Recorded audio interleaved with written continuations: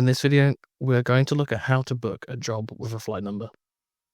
Begin taking the booking as you normally would. For the pickup, type the flight number. For this example, we're going to be using BA108. As soon as you tab out of that box, the flight search window will pop up automatically. Here's where you will add the flight date and hit search. Flight Tracker will then pull the live information for that flight number. If it finds a match, you'll see the details such as airline, the airport it departs from, the date and time it departs on, and where it is arriving at. In this example, London Heathrow.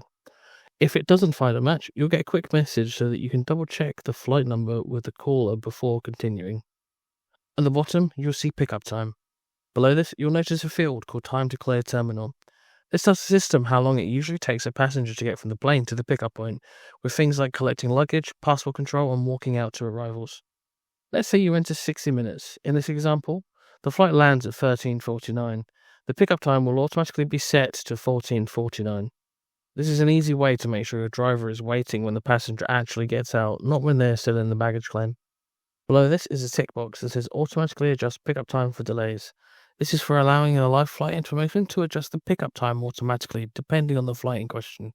For example, if the flight is delayed, it will push the pickup time back automatically to compensate for the delay. Unticking this will also allow you to manually set the pickup time. To access the flight screen, head over to the Flights tab within Operator.